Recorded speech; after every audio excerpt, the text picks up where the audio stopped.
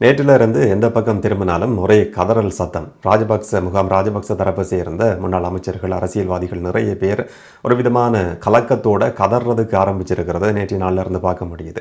அந்த அளவுக்கு சுரேஷ் சலையன் சொல்லப்படுறவர் ஏன் முக்கியமான ஒரு நபரை இந்த மாதிரியான அரசியல்வாதிகளுக்கு இருக்கிறாங்கன்ற ஒரு கேள்வி இருக்கு. அந்த மாதிரியான கருத்துக்களை சொல்லியிருக்கிற இன்றைக்கு ஒரு ஊடக சந்திப்பை நடத்தி இதுக்காகவே கருத்து சொல்லியிருக்கிற முக்கியமான ஒரு நபர் தான் முன்னாள் அமைச்சர் சரத் வீரசேகர என்ன சொன்னாருன்னு சொல்லி பார்க்கறதுக்கு முதல்ல அவருடைய ஒரு சம்பவம் சம்பந்தமா முதல்ல ஞாபகப்படுத்தலாம்னு சொல்லி நான் நினைக்கிறேன்.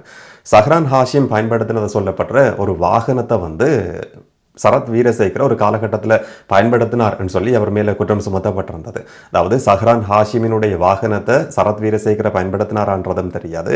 சரத் வீரசேகரவினுடைய வாகனம் தான் சஹ்ரான் ஹாஷிமுக்கு கொடுக்கப்பட்டு அந்த காலகட்டத்தில் பயன்படுத்தப்பட்டதான்ற ஒரு கேள்வியும் சந்தேகமும் முன்வைக்கப்பட்டிருந்தது. அந்த கேள்விக்கான பதில் இன்றைக்கு வரைக்கும் தெரியாது. சஹ்ரான் ஹாஷிம் சம்பந்தமான விசாரணைகள் நடத்தப்பட்டு கைப்பற்றப்பட்ட ஒரு வாகனம் பிறகு ஒரு சந்தர்ப்பத்தில் சரத் வீரசேகர பயன்படுத்தினார் என்று சொல்லி குற்றம் சுமத்தப்பட்டிருந்தது. அது சம்பந்தமாக எந்த விதமான பதிலும் சரத் வீரசேகரட்ட இருந்து இதுவரைக்கும் கிடைக்கவே இல்லை. சரத் வீரசேகரன் இன்றைக்கு நடந்த ஊடக சந்திப்பில் குறிப்பிட்டிருந்தார், சுரேஷ் சலை கைது செய்யப்பட்டிருக்கிறதுக்கான காரணம் என்னன்னு சொன்னா, கொழும்பு பேராயர் கர்தினால் மெல்கம் ரஞ்சித் ஆண்டகையை திருப்திப்படுத்துறதுக்கும் அவங்களை ஏமாற்றுறதுக்கும் கத்தோலிக்க மக்களை ஏமாற்றுறதுக்கும் இந்த தாக்குதலால் பாதிக்கப்பட்டிருக்கிற மக்களை ஏமாற்றுறதுக்கும் அரசாங்கம் ஆடிக்கொண்டிருக்கிற ஒரு விதமான நாடகம் தான் சுரேஷ் சலையினுடைய கைது. இதுக்கு பின்னால் இருக்கிறது அரசியல் தானே தவிர இந்த விதமான சாட்சியங்களோ ஆதாரங்களோ கிடையாதுன்னு சொல்லி சரத் வீரசேகர தன்னுடைய விசாரணையை நடத்தியிருப்பார் போல அவர் அந்த மாதிரியான ஒரு கருத்தை இன்றைய நாளில் சொல்லியிருக்கிறார். சுரேஷ் சலை கைது செய்யப்பட்டதுக்கான அடிப்படையான காரணம் என்னன்னு சொல்லி போலீஸ் ஊடக பேச்சாளருக்கு கூட தெரியாம இருக்கு. நேற்றைய ஊடக சந்திப்பில் போலீஸ் ஊடக பேச்சாளர்கிட்ட கேட்கப்பட்டிருந்தது. சாட்சியங்கள் இருக்கு என்ற அடிப்படையில் கைது நடந்திருக்கு, அதோட இருக்கிற தொடர்புகள் என்னன்றதை பற்றி விசாரணைகளுக்கு பிறகு தெளிவுபடுத்தப்படும் சொல்லி நேற்றைய போலீஸ் ஊடக சந்திப்பில் சொல்லப்பட்டிருந்தது. இப்போ சரத் வீரசேகர என்ன சொல்றாருன்னு சொன்னா, போலீஸுக்கு கூட காரணம் தெரியாம இருக்கு. ஆனா ஒரே ஒரு காரணம் எங்களுக்கு தெரிஞ்சிருக்கிற காரணம், சேனல் 4 டாக்குமெண்ட்ரியில ஆசாத் மௌலானா, பிள்ளையானுடைய பிரத்யேக செயலாளராக இருந்த ஆசாத் மௌலானா சில குற்றச்சாட்டுக்களை சுமத்தி இருந்தார். சஹ்ரான் ஹாஷிமுக்கும் சுரேஷ் சலைவுக்கும் இடையில் ஒரு சந்திப்பு நடந்ததுன்னு சொல்லி அவர் சுமத்தின குற்றச்சாட்டின் அடிப்படையில் தான் இந்த கைது நடந்திருக்கு சொல்லி தான் நாங்கள் பார்க்க வேண்டியிருக்கு. டாக்குமெண்ட்ரியில் சொல்லப்படுறதெல்லாம் எப்படி நம்ப முடியும், ஏற்றுக்கொள்ள முடியும்? சேனல் 4 தொலைக்காட்சி என்றது இலங்கை இராணுவத்துக்கு எதிரான ஒரு தொலைக்காட்சி அலைவரிசையாக தான் இதுக்கு முதல்லையும் இருந்திருக்கு. இந்த டாக்குமெண்ட்ரியும் அப்படியானது தான் சொல்லி சரத் வீரசேகர அடித்து சத்தியம் பண்ணி சொல்றாரு. இந்த சம்பவங்கள் நடந்ததாக சொல்லப்படுற காலகட்டத்தில் சுரேஷ் சலை மலேசியாவில் இருந்தாராம். குண்டு தாக்குதல் நடத்தப்பட்ட காலகட்டத்தில் இந்திய தேசிய பாதுகாப்பு கல்லூரியில் ஒரு கற்கை நிறைய பூர்த்தி செய்து கொண்டிருந்தாராம். இதனாலே இலங்கைக்கு அவர் எப்படி வந்திருக்க முடியும், படகு மூலமா வந்திருக்கலாம் சொல்லி யாராவது சொல்லுவாங்களா இருந்தால் அவங்க முட்டாளாக தான் இருக்க முடியும் சொல்லி சரத் வீரசேகர இன்னும் ஒரு விளக்கத்தையும் கொடுக்கிறார். சஹ்ரான் ஹாஷிமினுடைய தம்பி ஷெல்வான் தாக்குதலுக்கு முதல்ல ஒத்திகை பார்த்த சந்தர்ப்பத்தில் அவர் காயமடைஞ்சிட்டாராம். அந்த காயமடைஞ்ச சந்தர்ப்பத்தில் கொழும்புல இருக்கிற ஒரு டாக்டரை சந்திக்கிறதுக்கு ஏற்பாடு செய்து கொடுத்தவர் தான் ஆசாத் மௌலானா. அதாவது ஷெல்வான் காயமடைகிறார், ஷெல்வானுக்கான சிகிச்சைகளை பெற்றுக்கொள்றதுக்குன்னு சொல்லி டாக்டர் சஃப்ராஸ் சொல்லப்படுற நபர்கிட்ட ஆசாத் மௌலானாவே கூட்டிக் கொண்டு விட்டார். அவருக்கும் இதுக்கும் இடையில ஏதோ ஒரு சம்பந்தம் இருக்கின்ற மாதிரி பிள்ளையான் சொன்னார் சொல்லி சரத் வீரசேகர இந்த ஊடக சந்திப்பில் குறிப்பிட்டிருந்தார்.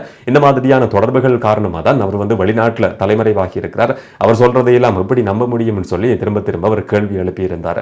இதை தவிர அமெரிக்காவினுடைய FBI நிறைய சர்வதேச போலீஸ் எல்லாம் இலங்கையில் விசாரணைகளை நடத்தி இருந்தது. இன்டர்போலினுடைய உதவி பெற்றுக் கொள்ளப்பட்டிருந்தது. சர்வதேச போலீஸ் விசாரணைகளில் கண்டுபிடிக்கப்பட முடியாத ஒரு விஷயத்தை இலங்கை போலீஸால் எப்படி கண்டுபிடிக்க முடியும்?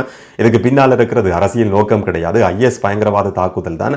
நியூசிலாண்டில் நடத்தப்பட்ட 2019 நடத்தப்பட்ட ஒரு பள்ளிவாசல் மேல தாக்குதல் நடத்தப்பட்டிருந்தது. அதுக்கு பழி வாங்குற மாதிரி தான் இலங்கையில் குண்டுவெடிப்பு தாக்குதல் நடத்தப்பட்டதுன்னு சொல்லி சர்வதேச விசாரணைகளையும் தெரிய வந்திருக்கு. இதுக்கு பின்னால் வேற எதுவுமே கிடையாது. இதனுடைய மாஸ்டர் மைண்ட் நௌஃபர் மௌலவி மட்டும்தான், வேற எந்த ஒரு மாஸ்டர் மைண்டும் இதுக்கு பின்னால கிடையவே கிடையாதுன்னு சொல்லி சரத் வீரசேகர குறிப்பிடுறாரு. இப்ப சரத் வீரசேகர சொல்றதுக்கு அமைய இலங்கையில உண்மையிலேயே ஒரு சர்வதேச விசாரணை ஈஸ்டர் குண்டு தாக்குதல் சம்பந்தமா நடத்தப்படவே இல்லை. FBI கொடுக்கப்பட்ட ஒரு IP அட்ரஸ், அந்த IP அட்ரஸுக்குரிய நபர் ராணுவ புலனாய்வு பிரிவினுடைய ஒரு உறுப்பினராக இருந்தவராம். அந்த IP அட்ரஸ்ல இருந்து தான் சஹ்ரான் குழுவோட அந்த நபரை தொடர்பு கொண்டிருக்கிறார். ராணுவ புலனாய்வு பிரிவை சேர்ந்த நபருக்கும் சஹ்ரான் குழுவுக்கும் அப்படி என்ன தொடர்பு இருந்தது என்ற கேள்விக்கான பதில் இன்றைக்கு வரைக்கும் கிடையாது. அந்த நபர் கைது செய்யப்பட்டதும், அந்த IP அட்ரஸுக்குரிய நபர் CIDயால கைது செய்யப்பட்டதும் ராணுவ புலனாய்வு பிரிவு தங்கள்கிட்ட அந்த நபரை ஒப்படைக்க சொல்லி கேட்டுக்கொண்டிருந்ததும், அதுக்கு பிறகு அந்த நபர் சம்பந்தமான எந்த விதமான தகவல்களும் கிடையாதுன்னு சொல்லி அந்த காலகட்டத்தில் பாராளுமன்றத்தில் பேசப்பட்டிருந்தது. அமெரிக்கா ஒரு விசாரணையை நடத்தினதா சரத் வீரசேகர சொல்றது கடைசி வரைக்கும் உண்மை கிடையாது. அமெரிக்காவினுடைய தொழில்நுட்ப உதவிக்கு அமைய ஐபி அட்ரஸ் கொடுக்கப்பட்டிருந்தது.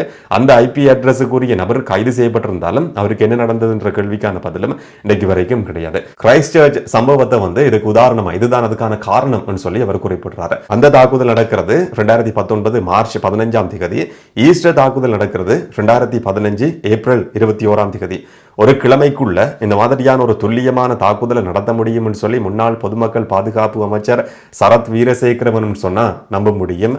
எங்களால் அதை கடைசி வரைக்கும் நம்ப முடியாது. முன்னாள் நீதி அமைச்சர் இல்லாட்டி ராஜபக்சர்களுக்கு நெருக்கமான ஒரு விசுவாசியா இருந்த அலி சப்ரியும் ஒரு ட்வீட்டை வந்து நேற்று போட்டிருந்ததையும் பார்க்க முடிஞ்சது. பொதுவாக எடுத்துக்கொள்றதா இருந்தா ராணுவத்தில் முக்கியமான ஒரு பதவியில் இருந்தவர், ராணுவ புலனாய்வு பிரிவினுடைய உறுப்பினர் இருந்தவர், தமிழும் கதைக்கக்கூடிய நபராக இருந்ததால புலனாய்வு பிரிவினுடைய சில செயற்பாடுகளை சுரேஷ் சலே வெற்றிகரமா முன்னெடுத்தார் சொல்லி இன்றைக்கு வரைக்கும் பாராட்டப்படுற ஒரு நபர். அதுலேயும் குறிப்பா விடுதலை புலிகள் அமைப்பினுடைய புலனாய்வு கட்டமைப்பை சிதைக்கிறதுல சுரேஷ் சலைவுக்கு முக்கியமான ஒரு பங்கு இருக்கு சொல்லி இன்றைக்கு வரைக்கும் நம்பப்படுது. நேற்று அலி சப்ரி போட்டிருந்த ட்வீட்லையும் குறிப்பிடப்பட்டிருந்தது, விடுதலை புலிகள் அமைப்பினுடைய முக்கியஸ்தர்களாக இருந்த தமிழ்ச்செல்வன் படுகொலை செய்யப்பட்ட சம்பவத்திலேயா இருக்கலாம், இல்லாட்டி கேபி கைது செய்யப்பட்டு இலங்கைக்கு கூட்டி வரப்பட்ட சம்பவத்திலையும் சுரேஷ் சலைவுக்கு முக்கியமான ஒரு பொறுப்பு இருக்கு. நாட்டை மீட்டெடுக்கிறதுக்காக தன்னுடைய உயிரையும் பணையம் வச்ச ஒரு நபர் தான் சுரேஷ் சலை. இவர் இப்ப கைது செய்யப்பட்டிருக்கிறது வந்து அரசியல் நோக்கத்துக்கு இதை கடைசி வரைக்கும் ஏற்றுக்கொள்ள முடியாதுன்னு சொல்லி அலி சப்ரி நேற்றைய நாளில் குறிப்பிட்டிருந்தார்.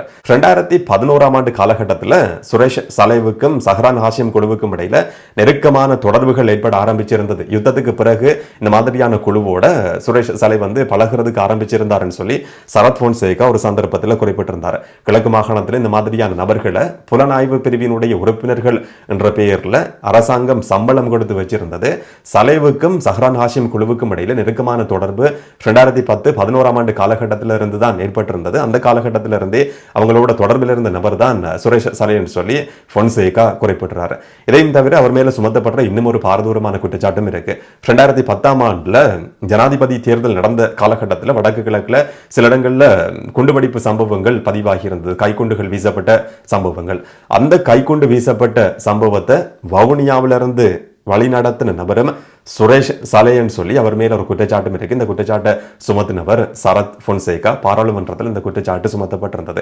இந்த மாதிரி ஒரு பக்கம் ராணுவத்தினுடைய வெற்றிக்கு முக்கியமான ஒரு நபர், விடுதலை புலிகள் அமைப்பினுடைய புலனாய்வு கட்டமைப்பு சிதைக்கப்பட்டதில் முக்கியமான பங்காற்றி இருக்கிற நபர்ன்றதும் கோட்டாபய ராஜபக்சவினுடைய வலது கை மாதிரி அந்த காலகட்டத்திலிருந்து செயற்பட்டவர் என்றதாலையும் தான் இந்த மாதிரியான ஒரு கொந்தளிப்பும் பதற்றமும் உருவாகி இருக்கு. ராஜபக்சர்களுக்கு விசுவாசமா இருந்த ஒரு நபர்ன்றதால தான் அவருக்கு பதவி உயர்வு கொடுக்கப்பட்டதுன்னு சொல்லியும் ஒரு விமர்சனமும் இருக்கு. என்னன்னு சொன்னா, ராணுவ புலனாய்வு பிரிவினுடைய பணிப்பாளராக இருந்தவர் மைத்ரிபால சிறிசேன ஜனாதிபதியானதும் அவர் அந்த பதவியில வச்சிருக்க வேணாம்னு சொல்லி பதவியிலிருந்து விலக்கினாலும் மலேசிய தூதரகத்தில், மலேசிய உயர்ஸ்தானிகர் ஆலயத்தில் அவருக்கு ஒரு வேலை போட்டு கொடுக்கப்பட்டிருந்தது. பிறகு கோட்டாபய ராஜபக்ச ஜனாதிபதியானதும் திரும்ப அரச புலனாய்வு பிரிவினுடைய பணிப்பாளராக சுரேஷ் சலே நியமிக்கப்பட்டிருந்தார். இந்த மாதிரி முக்கியமான ஒரு நபராக பேசப்படுறவர் தான் சுரேஷ் சலே. இதனால தான் சிலர் வந்து கொந்தளிக்கிறதுக்கு இல்லாட்டி பதற்றம் அடைகிறதுக்கு ஆரம்பிச்சிருக்கிறாங்கன்னு சொல்லி தான் நாங்கள் விளங்கிக் கொள்ள வேண்டியிருக்கு. இவருடைய கைது வந்து ஒரு பக்கம் பாராட்டப்படுது, இன்னொரு பக்கம் அரசியல் ரீதியான நோக்கத்துக்காக இந்த கைது நடந்திருக்கின்ற விமர்சனமும் இருக்கு. ஆனா இந்த குற்றச்சாட்டின் அடிப்படையில் கைது செய்யப்பட்டார் சொல்லி போலீசார் ஒரு விளக்கம் நேரடியாக கொடுக்கப்படாட்டியும் போலீஸ் வந்து எல்லா சம்பவங்களுக்கும் நேரடியான ஒரு விளக்கத்தை, எல்லா தகவல்களையும் தரவுகளையும் ஊடகங்களுக்கு பொதுமக்களுக்கு கொடுக்கணும்னு சொல்லி எந்த விதமான அவசியமும் கிடையாது. ஆனால் சரத் வீரசேகரன் குறிப்பிட்டிருந்தார், சேனல் 4 டாக்குமெண்ட்ரி அடிப்படையாக வச்சுதான் இந்த கைது நடந்திருக்குன்னு சொல்லி. ஆனால் இலங்கையில பாதுகாப்பு கிடையாது, நான் வெளிநாட்டுக்கு போக போறேன்னு சொல்லி ஒரு காலகட்டத்தில் வெளிநாட்டுக்கு தப்பியோட நபர் இல்லாட்டி பாதுகாப்பு கோரி வெளிநாட்டுக்கு போய் அமெரிக்காவில் தங்கி இருக்கிற இலங்கையினுடைய புகழ்பெற்ற ஒரு போத்தல ஜெயந்த என்று சொல்லப்படுற புலனாய்வு ஊடகவியலாளர். அவர் 2009 காலகட்டத்தில் கோட்டாபய ராஜபக்ச பாதுகாப்பு செயலாளர் அந்த காலகட்டத்தில் யாரோ அடையாளம் தெரியாத நபர்களால் கடத்தப்பட்டு தாக்கப்பட்டு ரோட்ல கைவிடப்பட்டிருந்தார். அவர் பாதுகாப்பு கோரி அமெரிக்காவுக்கு போயிருந்தார். அங்க இருக்கிற போதல ஜெயந்த வந்து இந்த கைது எதுக்காக நடந்திருக்கு, எப்படி நடந்திருக்குன்னு சொல்லி ஒரு தகவலை வெளியிட்டிருக்கிறார். 102 சாட்சியங்களின் அடிப்படையில தான் இவர் வந்து கைது செய்யப்பட்டிருக்கிறார். சேனல் 4 டாக்குமெண்ட்ரியை வச்சு ஒரு டெலிவிஷனுக்கு தொலைக்காட்சிக்கு ஒரு நபர் சொல்ற கருத்துக்கள் அடிப்படையாக வச்சு இந்த மாதிரியான கைதுகளை கடைசி வரைக்கும் செய்ய முடியாது. ஒரு வருஷமா நடந்திருக்கிற விசாரணைகள் அரசாங்கத்துக்கு புலனாய்வு பிரிவுக்கு தகவல் தரக்கூடிய நபர்கள் பொது சிவில் அமைப்புகளினுடைய முக்கியமான நபர்கள் கொடுத்திருக்கிற தரவுகள் புலனாய்வு பிரிவினுடைய முக்கியமான உறுப்பினர்கள்ட்ட பெற்றுக்கொள்ளப்பட்டிருக்கிற சாட்சியங்கள் வாக்குமூலங்களுக்கு பிறகு 102 பேர்ட்ட இந்த மாதிரியான சாட்சியங்கள் பதிவு செய்யப்பட்டிருக்கு. அந்த சாட்சியங்கள் மட்டும் கிடையாது, அந்த சாட்சியத்தை அடிப்படையாக கொண்டு சுரேஷ் சலைவினுடைய தொலைபேசி அறிக்கைகள் பெற்றுக்கொள்ளப்பட்டிருக்கு. அதை அடிப்படையாக வச்சுதான் அவர் கைது செய்யப்பட்டிருக்கிறார் சொல்லி புலனாய்வு ஊடகவியலாளர் போத்தல ஜெயந்த வெளிப்படுத்தி இருக்கிறார். அதுக்கான அடிப்படையான காரணம் என்னன்றது இப்ப தெளிவாகி இருக்கு. இதோட அவருக்கு இருந்த நெருக்கமான தொடர்பு என்ன, இந்த தாக்குதல் எப்படியெல்லாம் சம்பந்தப்பட்டிருக்கிறார் என்றது ஆதாரபூர்வமா நிரூபிக்கப்படுமா இல்லையான்றதை நாங்கள் பொறுத்திருந்து பார்க்கலாம். இதை பற்றி நீங்க என்ன நினைக்கிறீங்கன்றதை கமெண்ட்ல சொல்லுங்க. இன்னும் ஒரு வீடியோவில் இன்னும் ஒரு தகவலோட சந்திக்கலாம். வணக்கம்.